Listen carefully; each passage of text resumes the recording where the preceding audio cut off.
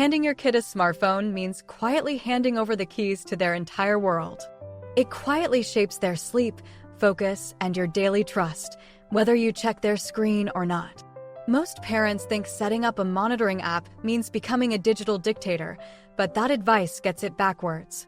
By the end, you will have a fully configured safety net that protects them without turning you into the bad guy, and it is surprisingly easy.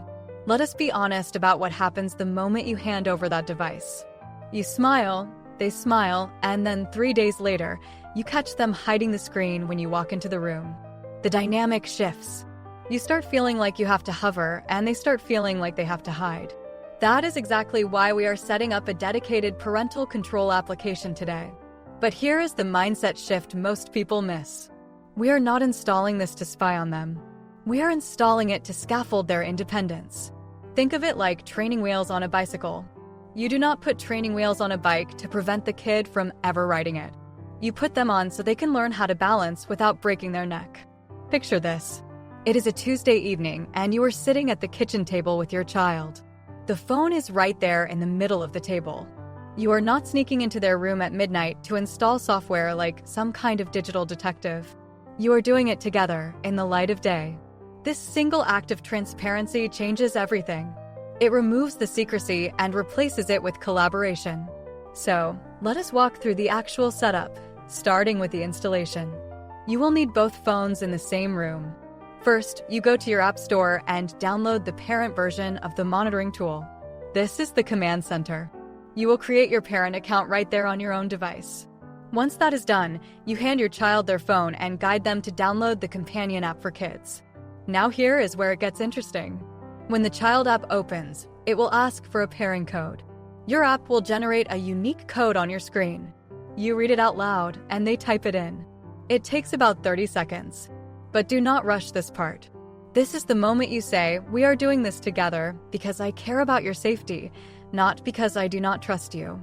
Once paired, the app will immediately ask for a bunch of permissions on your child phone. Location, accessibility, device usage, notification access. I know, it looks like a massive privacy invasion just looking at that list. But this is the part most parents miss. You have to explain to your child exactly what each permission does and why it matters. When it asks for location, you explain that it is so you know they made it to soccer practice safely. When it asks for screen time access, you explain it is to help them build healthy habits, not to punish them. Walking them through the permissions turns a scary technical step into a powerful bonding conversation. With the installation and permissions sorted, the foundation is built. But that is only part of the story. The real magic happens when you configure the screen time limits, because this is where most families accidentally start a war. If you just set a blanket 2 hours a day limit, I can promise you it will fail. Your child will hit that limit while they are in the middle of a group project, or right as they are finishing a level in a game with their friends, and the screen will just go black. They will feel punished, and you will feel like the bad guy. Instead, we are going to set up smart, flexible boundaries using the app scheduling features. First, look for the downtime or sleep schedule setting. You want to set a window, say from 9 at night to 7 in the morning, where only essential apps like the phone dialer or a meditation app are allowed. Everything else goes to sleep. This single setting will transform your child's sleep quality almost overnight. No more glowing faces under the covers at midnight. Next, we tackle the daily app limits. Do not just limit the whole phone. Limit the specific apps that suck up time. Set a 1-hour daily limit for the social media app and a 1-hour limit for the game. But here is the secret weapon. Use the always allowed or educational exemption feature. Put the calculator, the reading app, the dictionary, and the school portal in the always allowed category. This ensures that when they need to do homework, the tool does not get in the way. You are teaching them time management for the distracting apps while keeping the useful tools wide open. I remember working with a mom whose son was furious because his game time cut off right at a crucial moment. Instead of arguing, she looked at the app usage report with him and showed him he had spent 45 minutes just scrolling through game forums instead of actually playing. The data took the emotion out of it entirely. If this is helping you see a clearer path through the digital chaos, subscribing is the easiest way to keep these practical parenting ideas coming. The digital world changes fast, and you do not want to be caught off guard by the next big app or trend. Now, let us talk about the feature that gives parents the most peace of mind, but also causes the most friction, which is location tracking. When you first open the location tab in your parental control dashboard, it looks like a spy movie.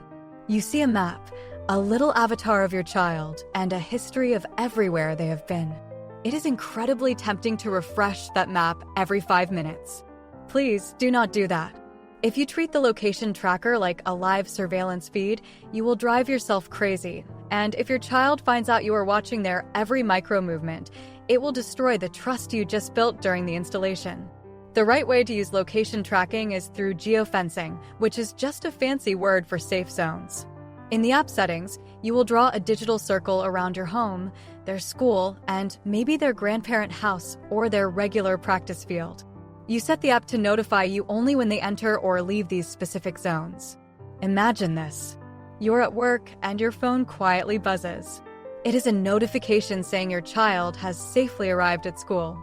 You do not need to text them to ask if they made it. You do not need to call the front office. You just smile, put your phone down, and get back to your work. That is the goal. The location feature is not there to track their every step down the street. It is there to give you a quiet, background hum of reassurance that they are where they are supposed to be. Think about the panic when your teenager is 20 minutes late coming home from school and their phone is off. Without the app, your mind goes to the worst possible place. With the geofencing and last known location, you can see exactly where they were last seen, and you can see if their phone simply ran out of battery. It turns a full-blown panic attack into a manageable situation. Setting up these location zones takes about 10 minutes. You just tap the map, drop a pin, name the zone, and save. Do it for the places that actually matter and ignore the rest. Give them the freedom to walk to the park with their friends without you pinging them every 4 minutes. But there was one real problem I noticed when helping families set this all up. Parents would get the app installed, the screen limit set, and the location zones drawn, and then they would just walk away. They thought the software was going to do the parenting for them. What happened next surprised even me. The kids would find workarounds. They would leave the phone at home and take a friend phone. They would figure out how to bypass the restrictions. Not because they were bad kids, but because the technology was entirely disconnected from the relationship. This is where the real secret to making this work actually lives. The app is just a tool. You are the parent. You have to have the follow-up conversations. When the app tells you they hit their screen time limit 3 days in a row, do not just yell. Sit down and ask them what was happening. Were they trying to finish a project? Were they just bored? Use the data from the app as a starting point for a conversation, not as a weapon to win an argument. Navigating these screen time battles and figuring out how to keep them safe without ruining your relationship is incredibly tough, and it is completely normal to feel overwhelmed. If you want a deeper dive into how to handle these exact conversations, I put together a free sample chapter of my Parenting in the Digital Age guide. It breaks down how to talk to your kids about screen time, online safety, and building real resilience. You can grab that free chapter linked right below in the description. It is a really helpful resource to keep in your back pocket when the Wi-Fi goes down and the real parenting begins. Let us bring it all together and look at the big picture. When you set up this parental control system correctly, you are doing something profoundly loving. You are acknowledging that the digital world is vast, confusing, and sometimes dangerous, and you are refusing to let them navigate it alone. You start with the installation, making it a transparent, shared experience. You build the foundation with clear, collaborative permission granting. You set up smart screen time limits that protect their sleep and focus without blocking their learning. You configure location tracking to give yourself peace of mind, while giving them the physical freedom to just be a kid. And most importantly, you use the data the app provides to deepen your relationship, not to police it. Think about what would happen if you approached every digital hurdle this way. Your child would not see you as the enemy of their fun. They would see you as their guide. They would come to you when they see something weird online because they know you are on their team. They would learn to self-regulate their screen time because you have given them the boundaries to practice within. The technology is going to keep changing. Next year, it will be a new app, a new gadget, a new trend. But the core of what we are doing here does not change. You are building a scaffold of safety and trust that will eventually be removed, piece by piece, as they grow into responsible, capable young adults. It is not about controlling them forever. It is about teaching them how to control themselves. And that is a gift that will last them a lifetime. I would genuinely love to hear how this is working for your family. What is the one screen time rule or app feature that has actually made a difference in your home? Let me know in the comments below. Your experience might be exactly what another parent needs to read today to feel a little more confident. Take a deep breath. You have got this. Go set up that app, have that conversation, and enjoy the rest of your evening.